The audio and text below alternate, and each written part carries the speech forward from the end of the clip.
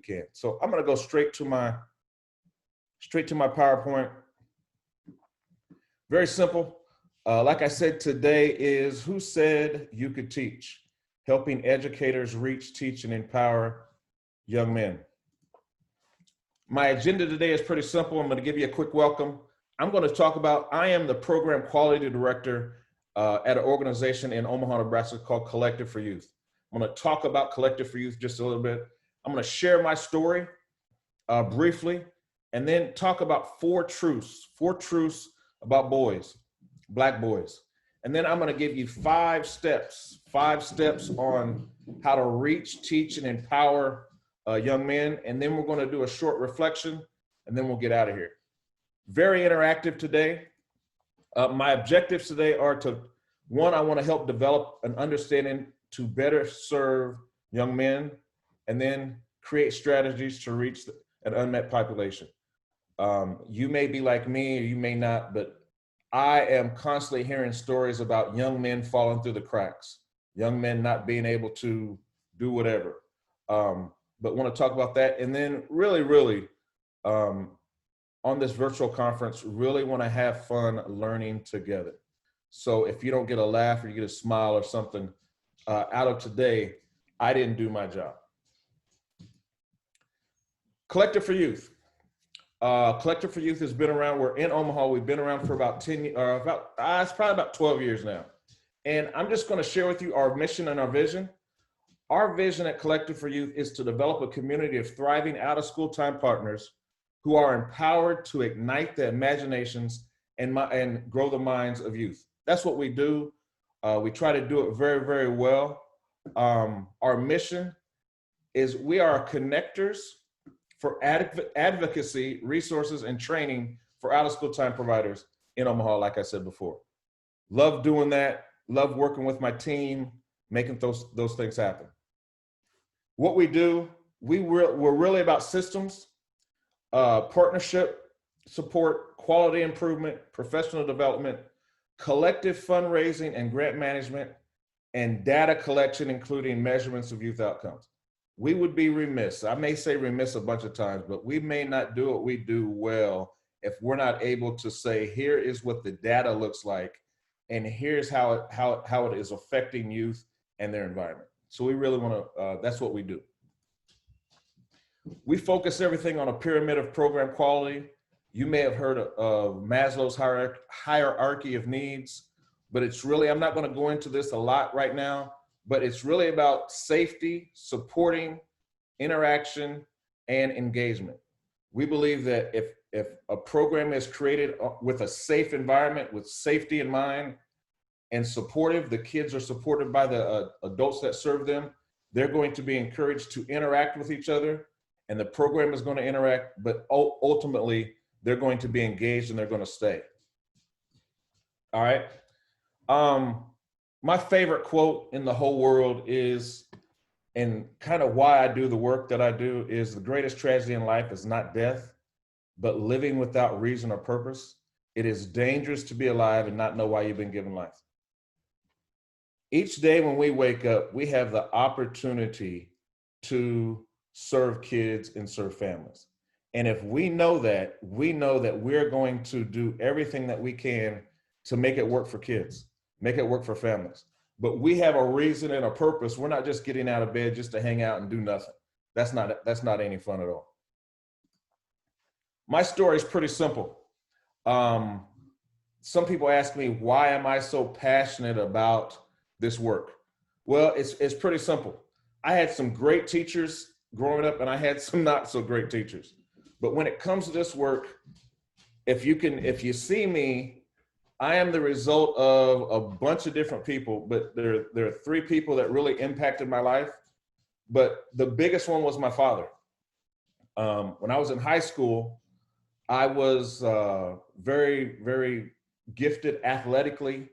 In the classroom, I was okay. I didn't necessarily thrive in the classroom, but I wasn't a slow kid. And my senior year, I had tons and tons of offers to go different places to play football, run track. And I had to take the ACT. So took the ACT the first time, and I got a 10 on the ACT, 10 on the ACT. And I walked into my counselor's office and he said, "Hey, LaRon, this is not very good." I didn't know what a 10 was. Um, went and took it. I took it again and I got a 10 again. Sit down in the same counselor's office and he said, "LaRon, you're very talented athletically, but I really don't think you're going to make it at a four-year school. I think you should go to a community college or you should go someplace else, but going to a four-year school may take it out of you. So I'm going to encourage you not to do that. Go get a job, go do something." I went right home and I told my dad, I said, "Dad, here's what I got. I got this 10 on the ACT. I really don't know what that means, but I heard it wasn't very good." And we started going on college trips. I ended up getting a couple degrees, got a couple master's degrees, so on and so forth. But my story was very simple because most of my life, all I wanted to do was teach. That's all I wanted to do. And every barrier that I would meet, they would say, "Who said you could teach? You think you can teach? You got a 10 on the ACT. You're not very smart. You have this study, all these different things." And I'm like, wow, I just wish I had some teachers in my life or had some people in my life who would encourage me and give me the steps that I'm getting ready to give you and help me. I had a third grade teacher. Her name was Mrs. Greathouse. And I had a picture of her. One of my classmates sent me a picture of her. And but she was the roughest teacher that I ever had because she was the same third grade teacher as my dad. Now she was kind of old, but she was very strict on what she was doing. But she gave me these. She's like, "LaRon, there are things in life that you're going to have to do, and you can't just get by talking." Okay, whatever. So when I entered high school, I met a woman I had an English teacher named Miss Maxwell. Miss Maxwell, she told me on several occasions, "LaRon, the only thing that you have to do in my class and only thing you have to do in life is stay black and die." That was it. She was a nice woman, but those two teachers taught me so much and helped form me to give what I'm getting ready to give you today. So think about for a minute. I'm going to break you up into small groups just so that you can get to know each other. But I want you to think of a couple things. I want you to think about a teacher in your life that has impacted your educational experience. What did this person do? And how did this person make you feel? Think about a teacher that impacted you in your life, that impacted your educational experience. What did this person do for you? And how did this person make you feel? I am going to stop share, give Nam some time to break you guys up into small groups. And what I want you to do, I want you to take about 5 to 7 minutes discussing a teacher or someone in your life who had an impact and caused you to do better or caused you to achieve higher things than what you would have achieved. What did they do for you and how did they make you feel? Are we good with that? Any questions? We good? Okay, I can't see any, we good? Okay. 5 to 7, Nam, wherever you are. Now, here's what I would ask. Once you get in your small group, you're going to be with 3 or 4 other people. Once you get in your small group, please turn your camera on if you can. Introduce yourself. You're going to start to build a community because those are the groups you're going to be in, not unless you just can't take it. If you can't, if you're not compatible with the group, just make sure that you let me know or let Nam know, and we will fix that. All right? Nam,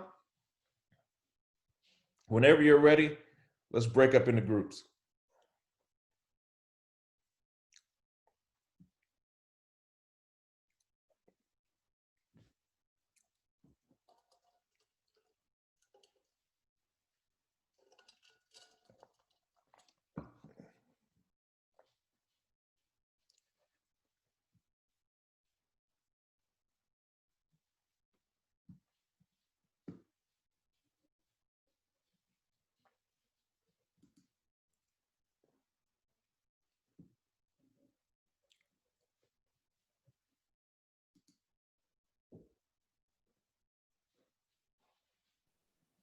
Hey, Laron, can you hear me? It's Jan Handa.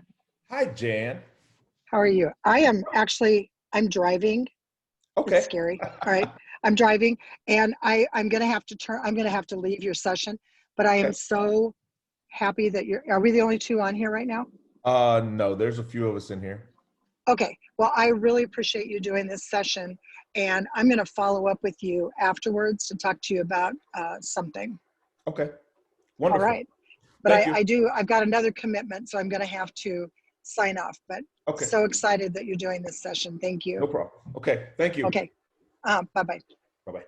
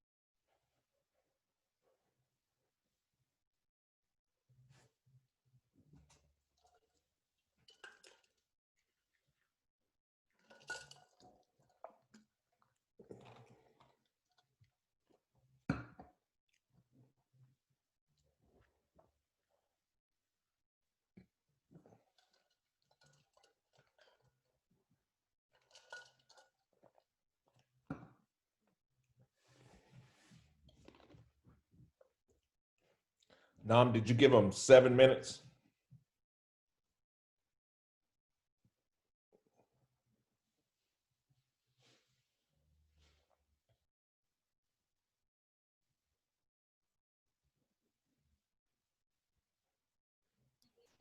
Five more minutes to go. Okay. Cool. Thanks.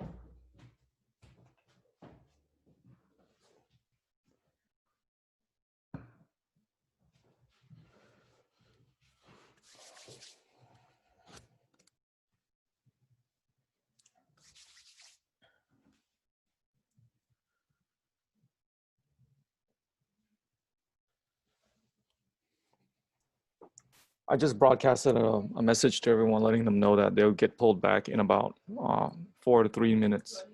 Okay. Wonderful. Thank you. Hmm?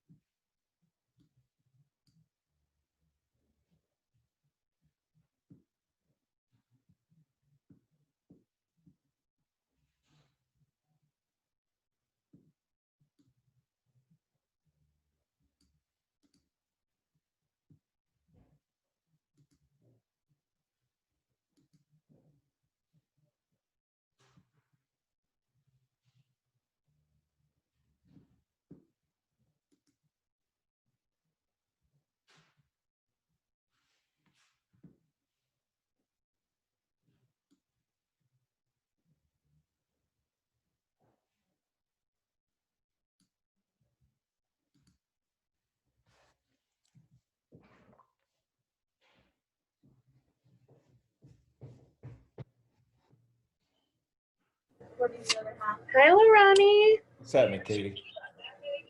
Just, in my breakout session. Yeah, you. Maza's over here, so we both didn't go. I just talked on hers. Wow. So there wasn't an echo. Oh, that's right. I forgot all about the echo. It's the worst. Hey, my book isn't in yet. Do I need to not come today? You can come. You can come get a fill. I ordered it the day you invited me. Yeah, come on, get a fill. About 30 more seconds, I'll start pulling everybody back in. Wonderful. All right, I'm gonna mute myself again. All right, those of you who just came back in, there is a question, or there is a like a reflection question. If you go to on your cell phone www.menti.com and type in that code that you see right there, you will be able to participate live. We'll be able to get some impact statements up. So what is one word that describes a teacher that impacted your educational experience? So as folks come in, we'll take a look at Menti. I think you may be able to put one or two words in, but just as an interactive way to stay connected, get some quick feedback.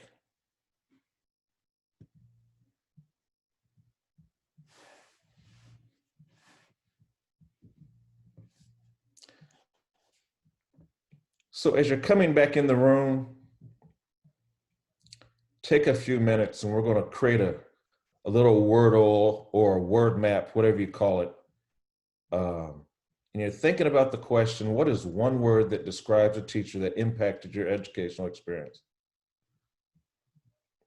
If you have questions, you can just unmute yourself, ask the questions, but this is a great way for us just to get some on-time feedback from everybody as everybody's coming back. I think everyone should be coming back into the room. Take a few minutes, go to menti.com and use that password, use that code, and just answer the question, what is one word that describes a teacher that impacted your educational experience? Will you please write in there for me a sense of caring? You know I don't know how to do that. Thank Okay. you. I will remember a sense of caring. Take a few minutes just to give some feedback. I hope the introduction to those groups were okay for everyone.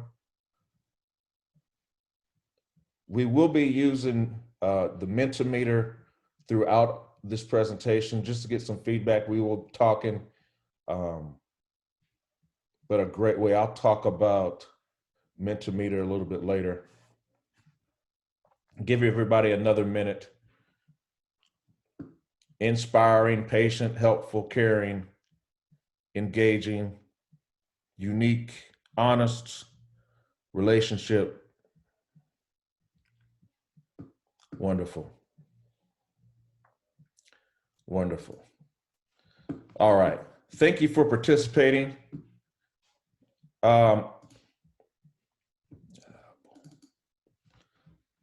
Okay.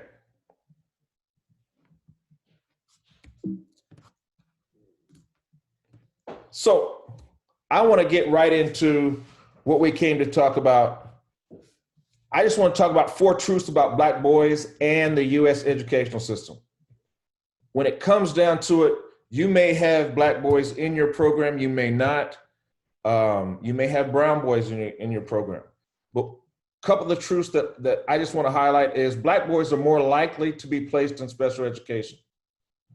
Black boys are more likely to attend schools without the adequate resources to educate them. Adequate resources being buildings, it could be teachers. Black boys are not reading at an adequate level. You can do all the research that you want to, but research is going to tell you by third grade, folks are going to be able to predict. Administrators, prison wardens, they're going to be able to predict the outcome of young Black boys through high school. And then punishment for Black boys is harsher than any other demographic.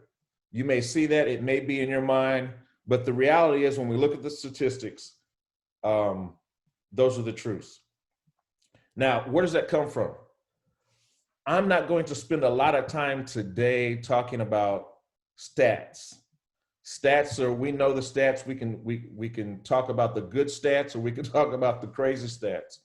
What I want to talk about is solutions, but I do want to not candy coat the fact that brown and Black boys in our US educational system are behind and falling behind, and we need to figure out why that is. So where do we go from here? What do we do? How do we do it? Got a short little question for you. If you were going to, let me stop here. If you had an opportunity, to teach,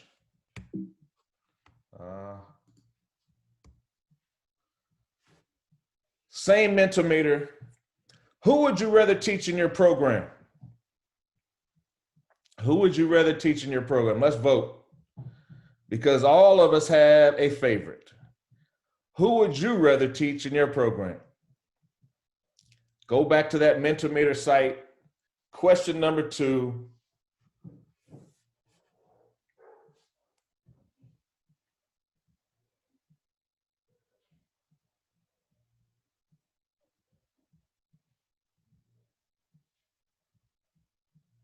Nobody's teaching Snoop. That is unfortunate.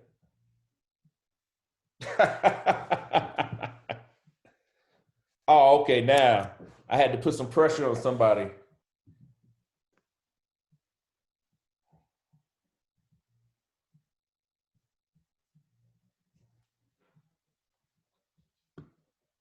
All right. Got about half the folks voting, which is good. All right, let me stop share. I'm gonna come back to that here in just a second. All right, so before I go on and talk about where we go from here, what are some concerns? What are some issues? What are some things that that you find in the work that you do with working with young men, working with young Black boys or brown boys? What are some things? You can put it in the chat box, or you can just unmute yourself and give, what are some things that you find challenging to work with boys, Black boys, brown boys in the programs that you work with? Anybody?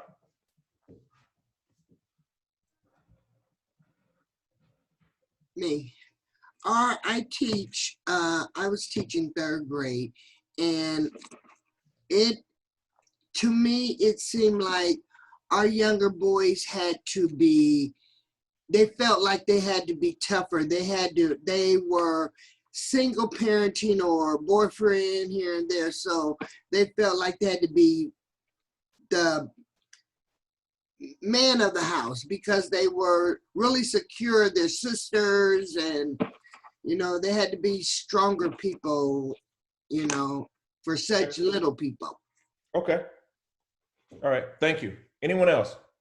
In the chat we have, you can see Rowdy trying to get them to open up to me, middle schoolers who feel like they're already a lost cause. I don't find it challenging, but I like to focus on allowing them to express themselves and feel comfortable doing that. Yep, I work with Native American youth. Number 1, showing up regularly, confidence issues. What I didn't tell you is I was a public school teacher for many, many years. And one of the things that I heard on a regular basis was uh, this phrase, you think you can teach. And the mindset was that some kids, when they walked into school, were already predestined for prison. And the mindset of the teachers was, well, I had their cousin, I had an older brother, and the whole family is bad. So why waste your time on this one kid, because they're just going to end up like their family, or they're going to end up like their brother, or they're going to end up like their sister. And believe it or not, my experience, many times when I have those conversations in the teacher's lounge or in the hallway, the young men that I was working with, they would end up being expelled, suspended, or leaving school early for whatever reason. So you could have a conversation with somebody in the beginning of the day.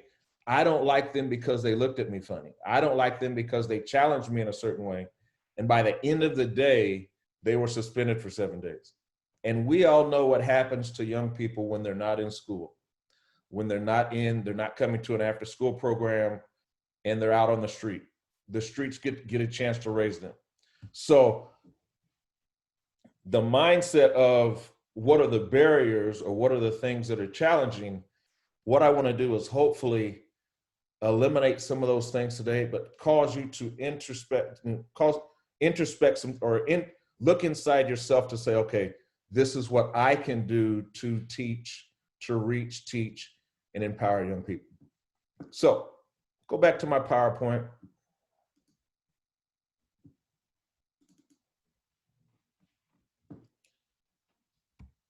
All right. The first thing, let me go back here.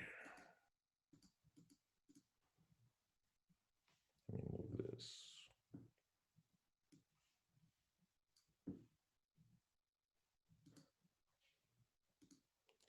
All right.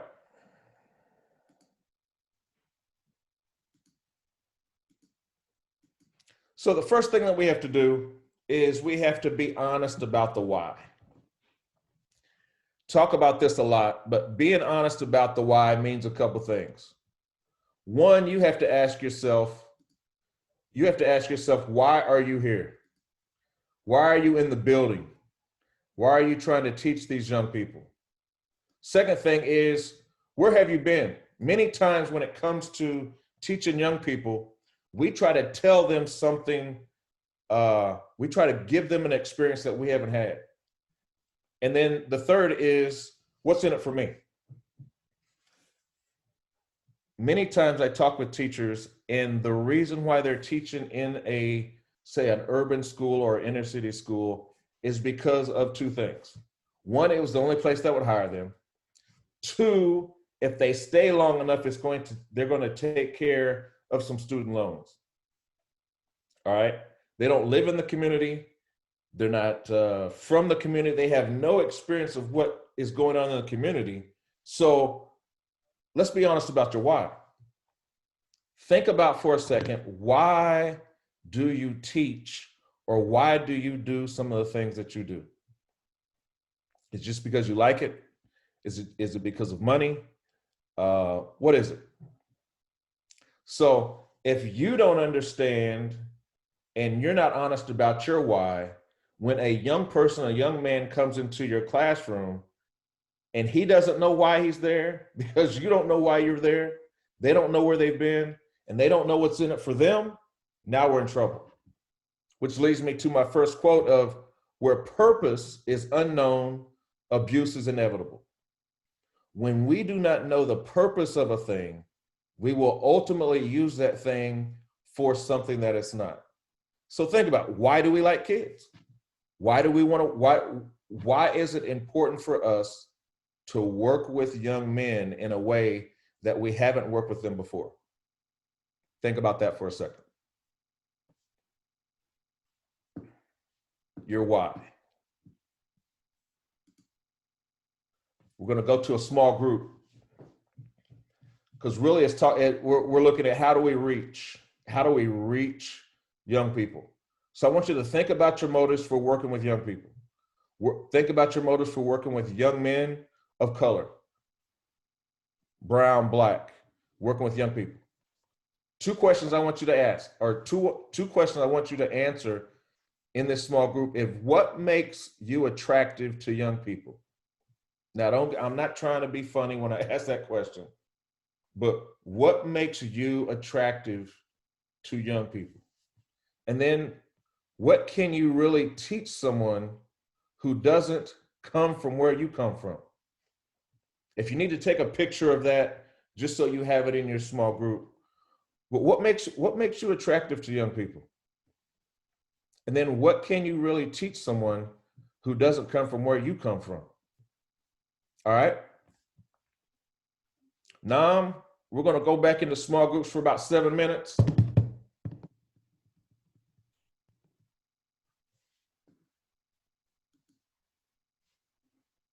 Going to go back in for about 7 minutes. There we go. Answer those two questions. We'll come back. We'll have some conversation.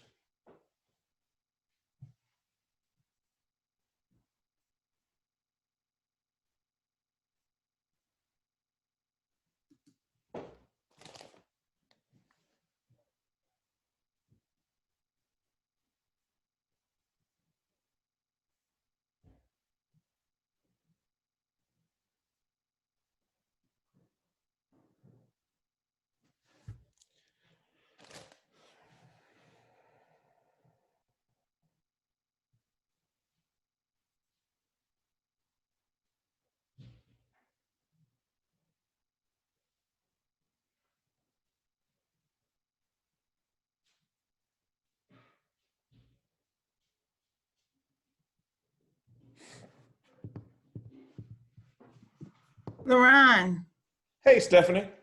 I think I missed my invite because I lost something on the floor and I was getting it. What I can have, Nam can invite you again, I think. Okay. How are you doing this morning? I'm doing all right. Good. Just it took me a little bit to warm up today for some crazy reason, Oh, but I'm good. Enjoying this virtual conference? conference craziness. Will it show up if I don't have my picture on? No, it doesn't matter if you Oh. have your camera on or not.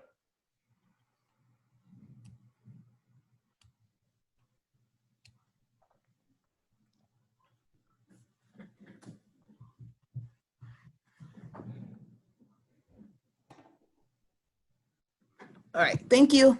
Okay, you got it.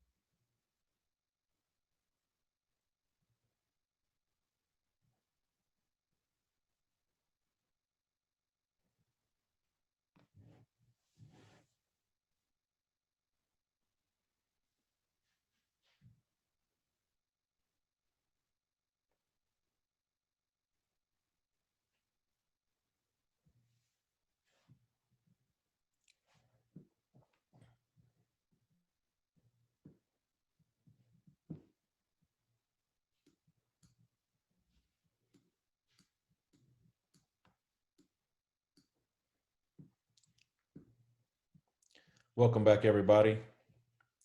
As we are slowly getting back, if there is a comment, if there is a something that you heard in your small group that you would like to share, just take a few minutes, put it in the chat. The chat room or that chat box is always good for folks just to listen. Maybe you don't want to talk, or maybe you don't feel comfortable sharing.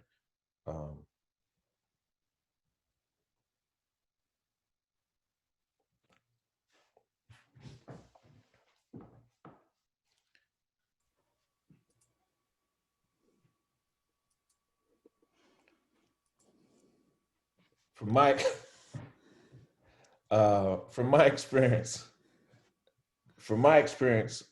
understanding and knowing your why is important. One, because it gives you a reason to wake up every day. But the kids that we work with, doesn't matter what community that you live in, kids know when you care and when you don't care. They know when you're real and when you're not real. And for us to understand our why and understand why we do what we do, and we're able to answer that question, we all know that working in a school, after school, before school, it doesn't really matter, that it's not necessarily because of finances. It's not because of finances. But there has to be a passion inside of us to do what we do.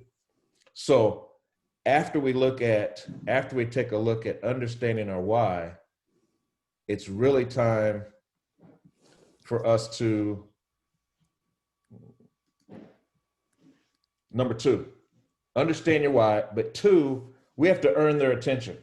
Many of you have heard the phrase, earn the right to be heard. But when it comes to teaching some of the curriculum, how are we making the information relevant to them?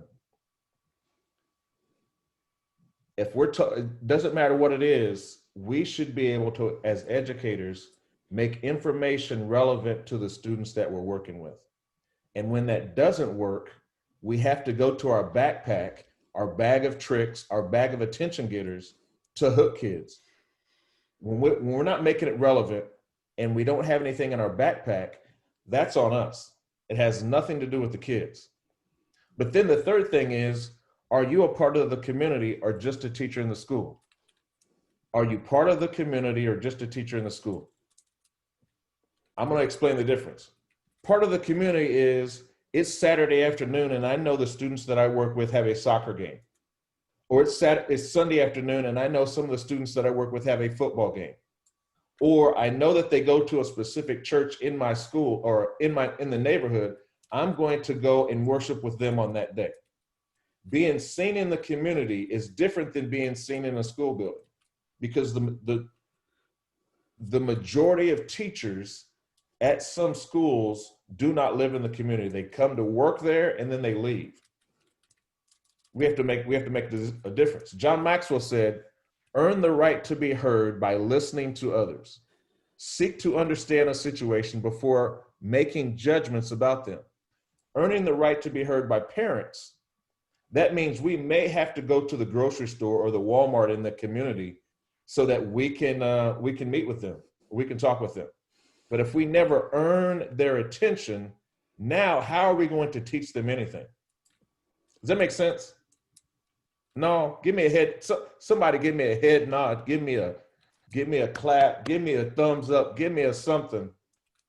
Because if you don't know why, and you're just there, you think that the position that you have, the title that you have as teacher, or the title that you have as administrator, or the title that you have as director is going to hook the kids. It's not going to work. It is not going to work. So know your why, earn their attention. Think about your building. The conversation that I want to talk about now is, why should students trust you? Should they trust you because you're a teacher, or should they trust you because there's something that you have done to make that happen? So I'm going to stop share right here. I'm going to stop share in the chat, or you can unmute yourself. What is going to make a student trust you in the classroom, especially a young man? A young man trusting a woman in the classroom, what does that look like? Has anyone had success with that, with building community in your classroom?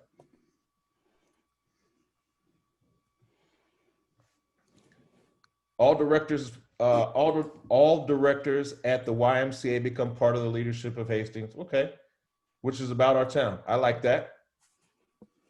I have, because with my students, and some of them, when they share with me that they have football games, I would go to the football games. I make it a point to speak with the parents and keep in contact with the parents. So I have a good relationship with my kids, and so. Okay, good. Thank you. Showing respect and support and maintaining consistency. That's why they should trust you. If they know, if students know that you're going to be around, even after you get cussed at, or even after you've had a bad day, if they know that they're going to be able to rely on you when they're backed in a corner, they're going to trust you a little bit more. Many times we throw kids under the bus because it's more about us than it is about them. And working with young men, especially, if we don't know why and we're not able to earn their attention, we've lost them. So it may be beneficial to you to learn what Fortnite is all about, or read what the latest song on the radio. If they like music, you may have to listen to something other than what you're listening to make that happen. If it's a television show, something, it may be social media. Someone just put in their TikTok. It may be a social media that you may have to act a little bit outside your comfort zone just to earn their attention, because now you become the cool teacher. I remember when I first started teaching, I had a card. A police officer gave me a card when I went to jail one time. And you can ask me what I went to jail for later. I'm not going to tell you right now, because then they may not invite me back to the conference. But I'm joking. That was ha ha he funny. But I had a card that had my mugshot on it, and when I'd go into certain places, I'm like, has anybody been to jail? And they're like, anybody know anybody in jail? And I'm like, well, Mr. Henderson's been to jail. No, you haven't been to jail. You haven't been to jail. You don't know what you're talking about, mister. I'd pull out my card, show them I've been to jail. And within a few hours, I had 4 to 5 phone calls from parents and the principal. Mr. Henderson, you told the kids that you went to jail. You can't teach if you went to jail. I'm like, here's what it was for. It's wasn't a big deal. Well, you went to jail. Anyway, so earn the right. Earn their attention. All right, so check out the chat box. I'm going to continue on. All right. So after we know the why and we've earned their attention, now it's time to create a culture. Marcus Garvey said, a people without the knowledge of their past history, origin, or culture is like a tree without roots. Very, very simple. How do we create a culture? These 3 things right here. There's a great book. A group of us went through it a few months ago. A great book called The Culture Code. Culture Code. The author is Dan Coyle, Coyle. And he talks about 3 things that help develop a culture: safety, vulnerability, and purpose. As I talked about in the beginning, when it comes to safety is the biggest part. If a young man or a young person feels safe in your presence, they will make the decision to be vulnerable with you. But if safety involves them sharing some information with you, how their day was, what they've done, so on and so forth, and you go and tell everybody, and now someone's using that against them, there's no trust, and that's not a safe environment. But when there's a safe environment, now I have the ability to share some things that may be a little bit uncomfortable, or I may be able to tell you some things that I wouldn't necessarily tell anybody, which leads to purpose. Now, the purpose of you being here, I know that, you know that, we know that, everything's good. So think about, how do you create a culture? How do you create a culture in your classroom, in your organization, or in your life? How you create a culture? Because when it comes down to it, when it comes down to it, everybody is looking for an environment or a culture that they feel safe, supported, and they can be vulnerable. So what I want to do, it's all about teaching. If we have the right environment when we're teaching, the right culture when we're teaching, everything works. So think about your teaching environment. How do you make all students feel welcome?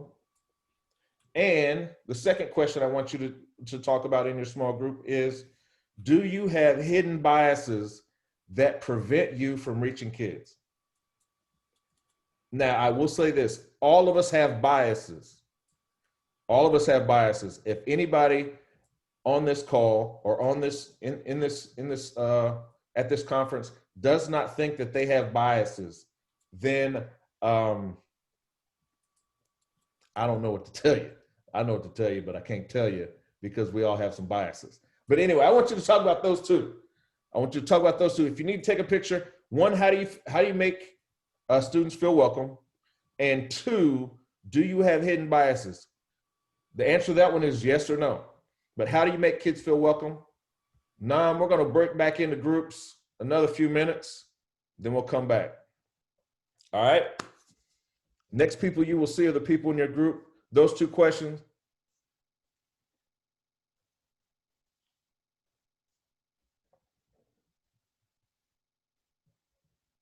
I think. Nam has left me. Hey, I heard you've been to jail. Huh? I said, I heard you've been to jail. Yeah, I knew someone was going to say that. Huh. Got a record. Yes. Got a record. Way to keep it interesting, Ron.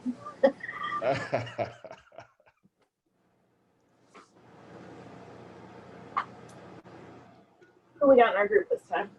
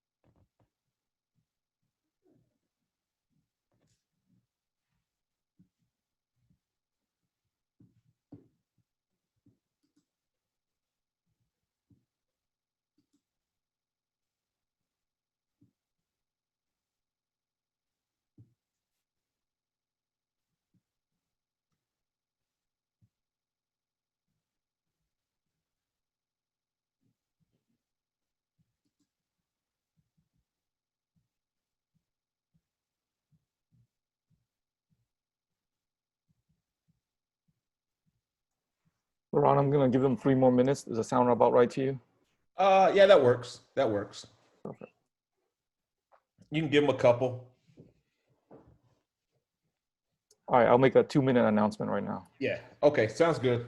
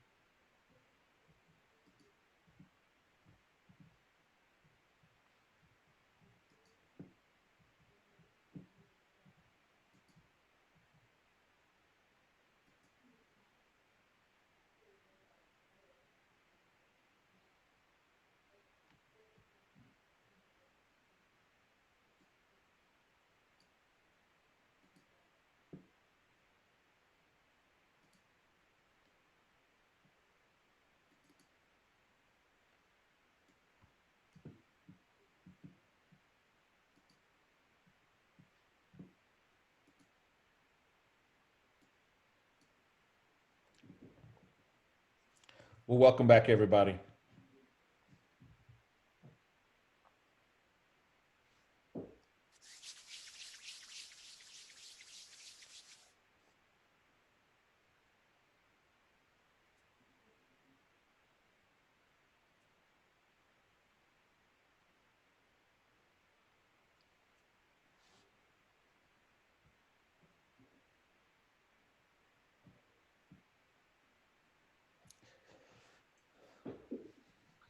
All right.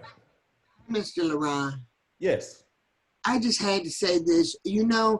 With the conference and everything, I had to tell our group about the push out video because I'm ready for the kids. That video taught me some stuff. Okay, thank you. Here's my question. I have 2 questions. Here's my question. How are the small groups going? All right. Okay. My thought process with the small groups is there's a bunch I could say, there's a bunch that you already know, but really getting together and having some conversation with each other about issues is great. We've been listening for the past 2 days. We've been listening to people talk to us. And I think in this time of COVID, this time of isolation at times, it's just good to talk with each other and agree to disagree and have some fun. So, all right. 2 more points I want to make. We've talked about understanding your why or really knowing why you do what you do. Talked about earning the right to getting their attention. Now, want to talk just for a few minutes. Let me find it. Really want to talk about looking at the big picture. Let's be honest. You see this this cartoon over here. It says, "What do you want to be when you grow up?" And the young kid says, "Alive." How do we create a bigger picture for young people? What can we do to inspire hope in the future? And what is the narrative regarding this population? Really, when it comes to young people, when it comes to brown and black boys, what is the narrative that we hear? What is the narrative that's going around? What's the truth and what are the facts? What do we know and what do we not know? Now, I will say this: you may not have some brown and black kids in your community. You may live in a rural community where everyone has the same skin tone. That does not mean, I'm just telling you from my perspective, that does not mean all the kids are the same. That does not mean that the kid who lives on the farm is the same as the kid that lives in town. And the kid who is single mom on welfare and the person that lives right down the street from the high school whose mom or dad is a teacher. All those different things. So all of us, you know, me growing up in a small town, it was never my desire to get out of that small town, but I left. So the narrative that we create around certain populations is key. Now, how many of you have taken the time to listen to The Other Westmore, the book? Anybody started it? I can't tell. I can only see about 10 people. Nobody. Jan's on. Somebody's on. Sandra's on. She's like, okay, we got everybody in this book. We downloaded it and nobody's reading it yet. What's wrong with y'all? Aren't y'all educators? No, I'm messing. But the narrative around what the news and social media say do not create a big picture. The big picture for a lot of kids, I would say 95 to 97% of the kids that we work with is not going to play professional sports. It's not going to happen. For some of them, it may not even be becoming a lawyer or a doctor. We don't know. But if we don't create a bigger picture for them, then it doesn't work. Many of you have heard the story. You may have heard me tell the story. Love the story about the two little girls. They weren't boys, two little girls that were playing pretend in the after school program. Anybody heard that story before? Tell me no so I can tell the story. Anybody? Nobody's heard the story before. No, I just check your head like, no, I ain't heard the story. I'm gonna tell the story anyway, even if you tell me that you heard the story. Okay, here's the story. Two little girls, they're 7-year-old. They're playing pretend in an after school program. They decide to go to the mall on their after school, on their pretend trip. They get to the mall, they're pushing their carts around at the mall, oohing and ahhing in this setting in the after school program. They get done shopping.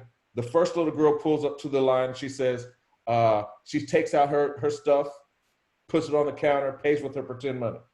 The second little girl starts putting her pretend stuff on the pretend cashier line.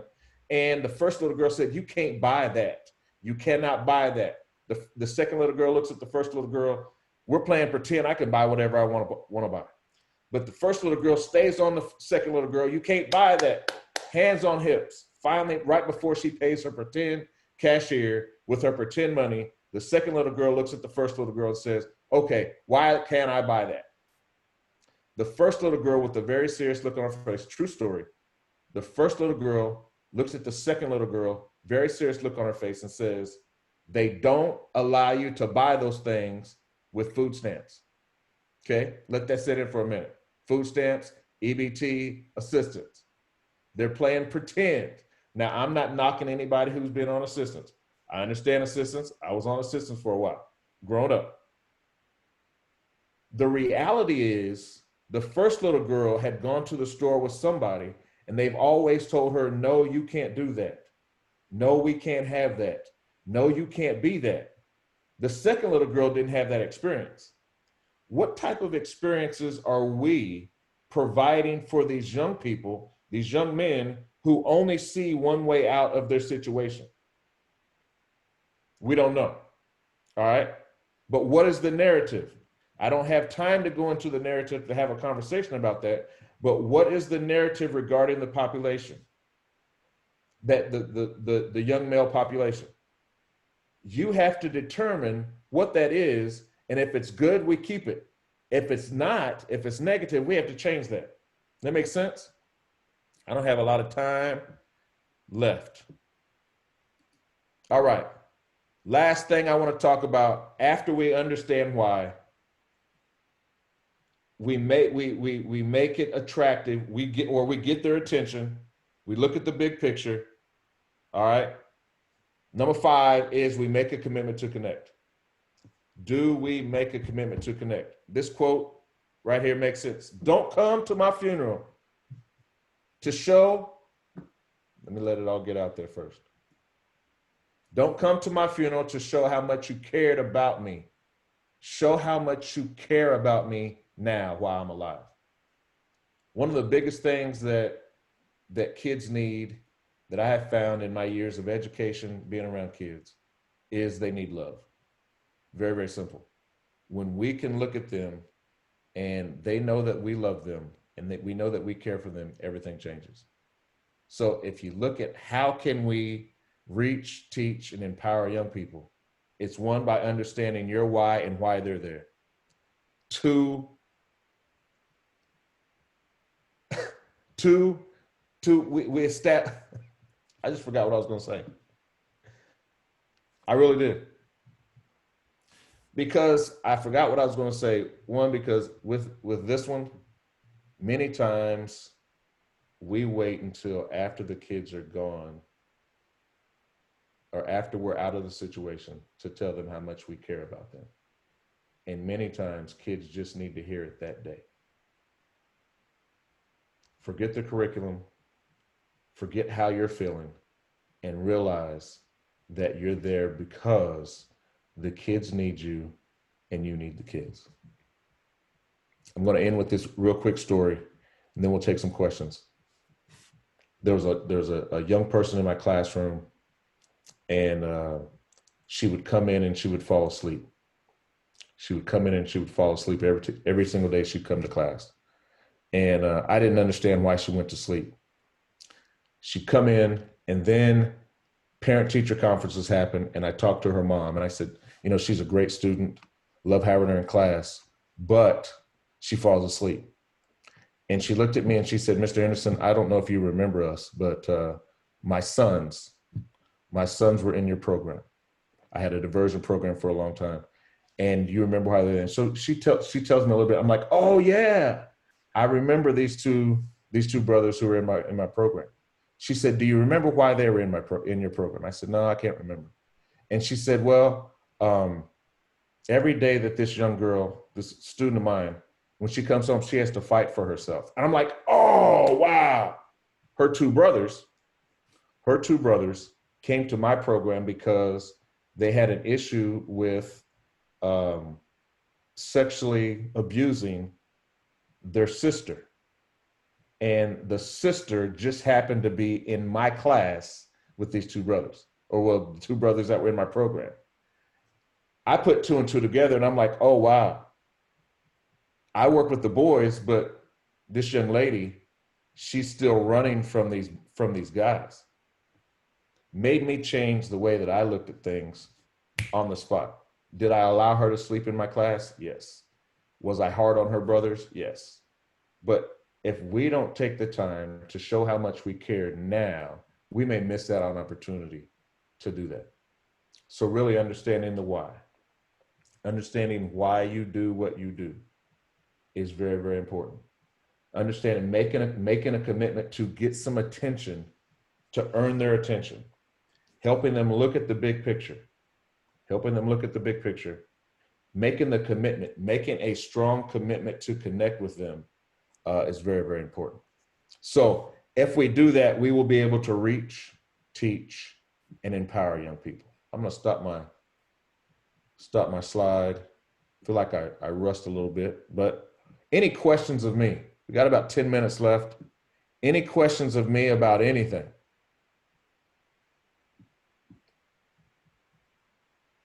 You can put it in the chat.